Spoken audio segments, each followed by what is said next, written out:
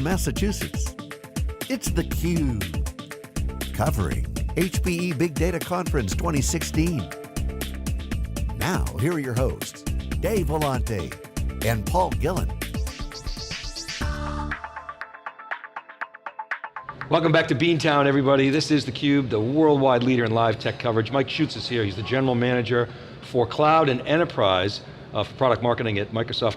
Mike, good to see you again. Thanks for coming on. So good to be here. Thank you for having me. Yeah, so good show, you know, intimate, small, yeah, new chapter in the partnership, the long partnership between HPE, now HPE, and Microsoft. Yeah. Talk a little bit about your presence here and we'll get into it.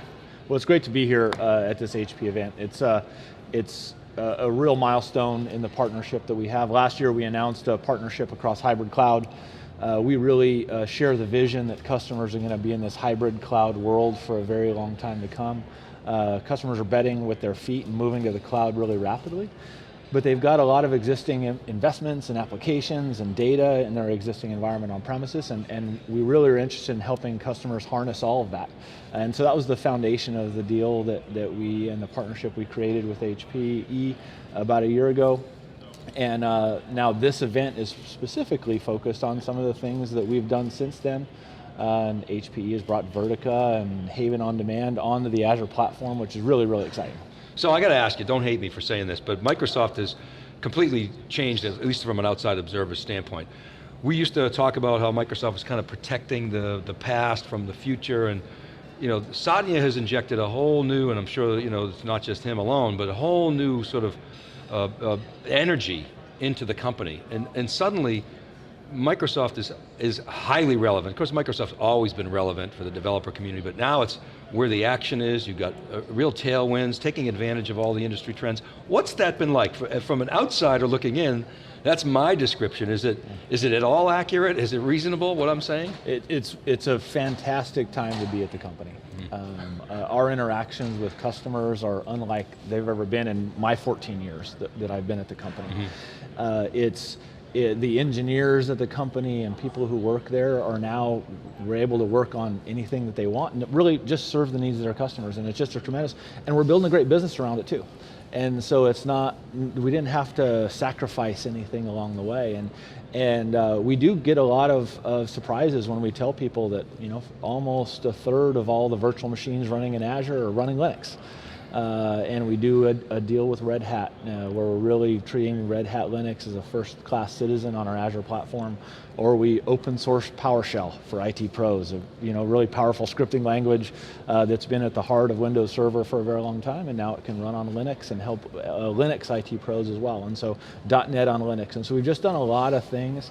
The heart of that is really what Satya has instilled in our culture, is to just meet customers where they are, customers and businesses, individuals, and if they have a particular set of tools that they want to use, well, let's go make our technology work really great with those tools and technologies. And it's very empowering for engineers to be able to do that.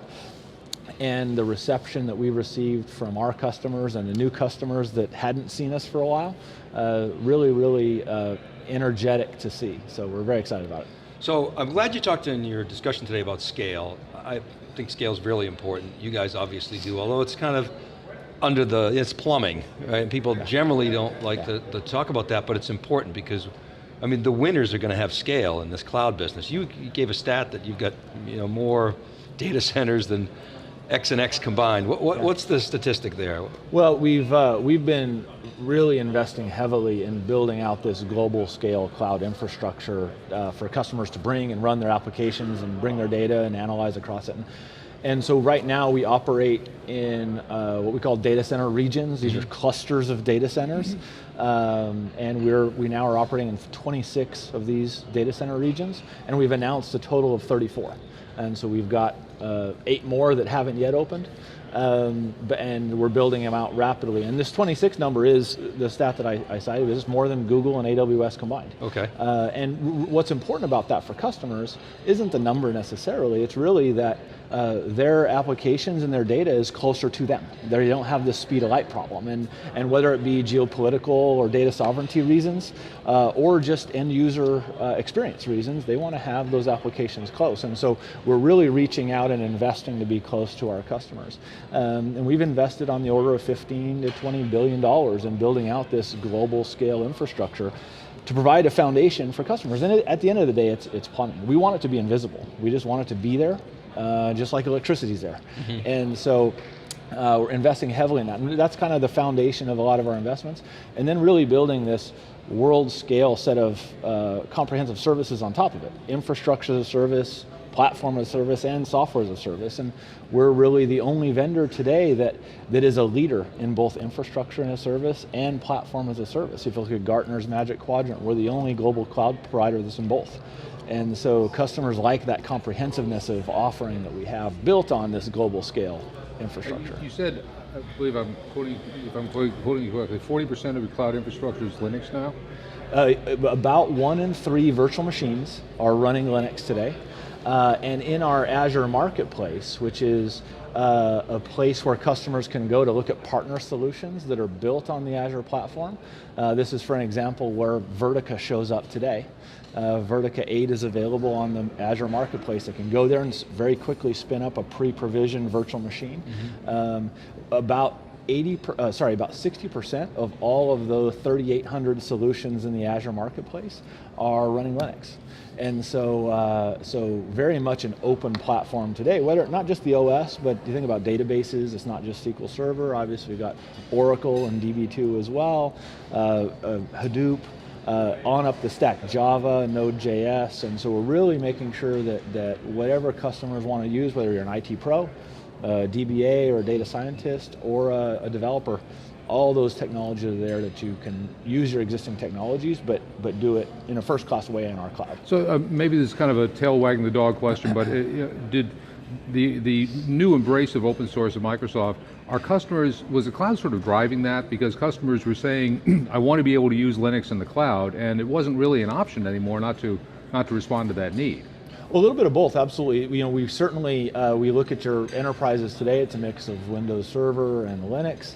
The platform for us is less about whether it's Windows or not, it's the cloud is the platform. And so it required a mind shift for us to saying, whatever your application is running, whatever it requires, we want to be able to offer those rich services underneath it. Do you see any trends or any patterns in when customers are choosing a Linux platform in the cloud versus a Windows platform? What do they use Windows for in the cloud? Well, we're seeing a lot of enterprise workloads are very, very strong with Linux, and we're seeing .NET new applications being built with both Windows and Linux. One of the things we see with new application development, particularly in the startup world, is around containers.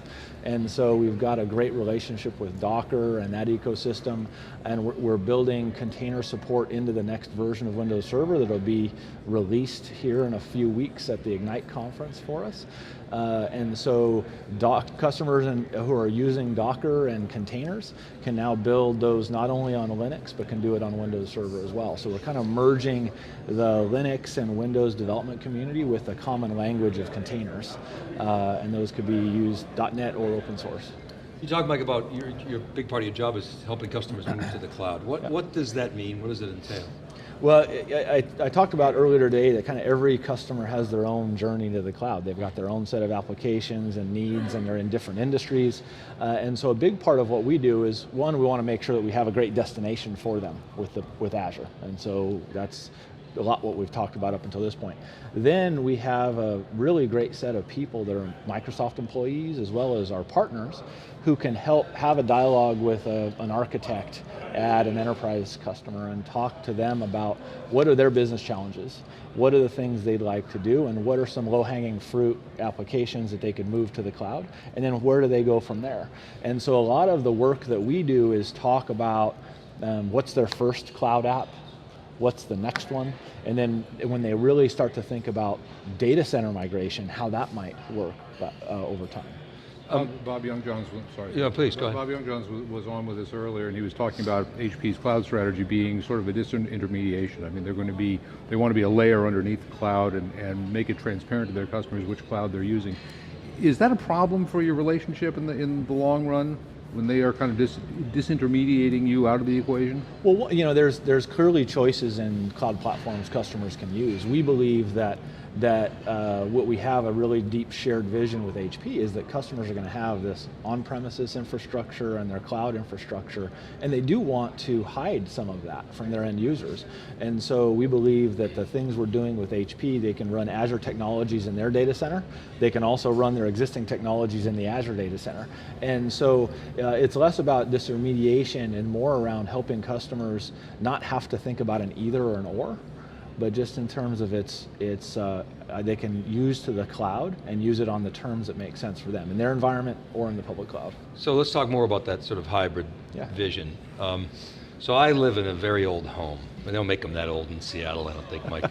And so when you do something to an old home, you got to connect new to old, and it's really complicated, and it takes a long time, and that's kind of what you guys are going through now. Amazon and Google have the benefit of clean sheet of paper homogeneity. And I presume a lot of Azure was starting from scratch and saying, okay, we got to get scale, we got to get automation because you understand the marginal economics of volume. You invented the concept for the IT business in software. So talk about the challenges of connecting sort of the old to the new and how you're working through that to get to that. Oracle calls it same and says, we're the only ones. And it's like, what about Microsoft? Well, but so everybody has that challenge. Anybody with an existing install base. How do you work through that challenge? It's not a reality to take an enterprise IT infrastructure and turn it, the entirety of it into a cloud. So you can't rebuild that from the inside out. There is some fundamental differences in architecture, what a cloud is and what it isn't. So our approach is less trying to turn a virtualized environment into a cloud and call it a cloud. Some of the vendors out there call a virtualized infrastructure a cloud. That's not what we know different. We call that cloud washing. It's cloud washing. What we do believe is that many enterprise organizations want to run a cloud themselves, and they also want to use the public cloud. And so what we've done, instead of trying to cloud wash their virtualized environment, is we've taken Azure technologies and releasing a product called the Azure Stack that's basically Azure that a customer can run in their data center. That's not going to run all their workloads, right? It's going to run a lot of the workloads that they think are cloud ready, and they're going to grow that over time. And you can think of it as springboard to the public cloud, or you could think of it as a release valve from the public cloud. So it can go both ways. Now they've also got this existing traditional IT infrastructure, the virtualized infrastructure of today, and we're going to help them over time modernize that, but that's going to shrink over time. We think the real opportunity is to embrace cloud, and we talk about it in terms of, for us, cloud is not just a location, that it's a model. It's a way of doing computing. And we believe that can be location independent. It can be in the public cloud, and they can run Azure in their own data center. And so that's our strategy, as opposed to trying to remodel that old house to the point where we try to make it look like a new one. So it's the operational model that defines cloud, not the location. That's right. We totally agree with that. And so is it over time you will be able to mimic that cloud-like operating model on-prem? It's just going to take some time? Yeah, that's exactly the Azure Stack model. Is it takes the Azure portal that was born in the public cloud, and it brings that down for them to run in their own environment. It takes the Azure Infrastructure as a Service provisioning engine to provision virtual machines on demand and brings that on premises for the customers to run. And we're partnering with HP to deliver the hardware in a converged system underneath that. And so, therefore, it takes the operational model and the software of the public cloud, and then brings that in an approachable size for customers to run in their own environment. We deploy 20 or 30 racks of servers as a cluster. That's not approachable for most enterprises, so we're bringing it down to a scale that makes sense for them. So as that on-prem infrastructure gets depreciated and off the books, through attrition, you'll bring in that sort of cloud-like capability on-prem. That's where the operating model starts to change. Do you see a perpetual dissonance there? Because when you talk to people about what's going on inside the deep, dark data centers, years ago they were throwing away MapReduce. They're probably doing well beyond Spark now. So they're Microsoft, Google, Amazon, the gold standards are much more Facebook, more advanced than what you see I don't mean it as a pejorative, but the fat middle is where the most IT folks are. So Do you see a perpetual dissonance there, or are you going to bring those two worlds together? What we believe is that over time we want to make, we'll battle test these technologies in the public cloud, and lots of times those are for cutting edge things that we want to do to offer new services, and as they mature, then we can bring some of those things to run on premises. But in most cases, what you won't find is where the startups of the world, and in the cloud providers, we're really trying to break new ground in computing in the public cloud. But there's a maturity curve for all those technologies, and when they become mainstream, or that we think there's real use cases in the private cloud, that's where we can bring them in to run in our environment. The reality today is most customers just want to run their applications in an infrastructure as a service model really efficiently, and they want to build new applications that are cloud native on a platform as a service. So that's kind of what we're focused on to start, and then the science projects that we run in the public cloud, as they mature, we'll figure out which ones make sense. Well, it's working. Go ahead, Well, you please. announced last month that Azure Stack is going to be delayed almost a year. What's the reason for the delay, and I mean, what's customer reaction been to that? Well, so what we talked about back in July is a focus on integrated systems for Azure Stack, and that's basically making sure that we're helping ensure successful deployments. And so we've found that the private cloud deployments that have failed because they're really complex. And so trying to take some of that complexity in by focusing on integrated systems from companies like HPE to really take the complexity out of that. And what that requires is that we do some work to marry the software with the hardware to make sure it's optimized for it. And so that was one of the reasons. And then the other one is just to make sure that we had the right set of capabilities inside Azure Stack before we went generally available. And we'll have a set of previews. We'll have another preview here in the fall. And so customers are really excited about it. And so we're continuing to march down that path of Azure consistency and delivering Azure in our customers' data center. And then we also want to be able to connect a set of services to that existing infrastructure. Think about backing up your servers. We've got a service called Azure Backup that's part of our operations management suite of products for hybrid cloud that allow any server to be backed up to the cloud. It doesn't have to be in a cloud model. It just thinks about backing up that instance. And so it's not just delivering an Azure consistency in the cloud, but also how do we bring the cloud to add value to that existing infrastructure as well. I'm personally super excited, Mike, for Microsoft's future.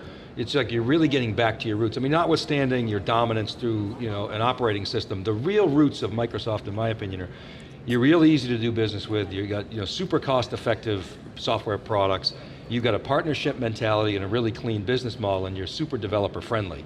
And those things are all now coming together in the cloud. And is that a fair summary? Am I missing anything? That's a great summary. No, I think we're absolutely, in this mobile and cloud era, we had to go back to the DNA that made us successful in the heartbeat in the first place. And ecosystem, and developers, and making sure that we're easy to do business with, and particularly with the enterprise customers we're talking with today. Super important. We're very excited about what HPE has done in bringing Vertica to Azure and building Haven on Demand on Azure. And it's an example of how customers can take their enterprise-grade software and bring it to this global scale public cloud. Just real quickly, SQL Server 2016 is out. Yeah. It has analytics built in for the first time, kind of a HANA-like architecture. How are you recommending customers, how does that fit in the stack with Vertica? Well, one of the things that we've found throughout the years is that there's no one-size-fits-all solution out there. And so we're recommending, we've got a lot of customer choice. We have some first-party offerings, but then we've got a huge set of partners. And the Vertica solution is no different. They've got a great footprint in our enterprise customer base. They do great things with respect to analytics. And so we're really focused from an Azure perspective on enabling both. And we kind of do the same thing from an OS perspective. You think about Windows Server and Linux. We've got SAP on Azure as well. And so, our job is to make sure that customers can run the things that they choose in our cloud. And there's another example of that. All right, new era of IT, and you're seeing Microsoft a great example of jumping S-curves, if you will, right? I mean, the greatness of companies sort of defined by their longevity, and really excited to see the future of Microsoft. So thanks very much for coming on, Mike. Thank you so much. Great to be here again. All right, keep it right there, everybody. We'll be back right after this short break.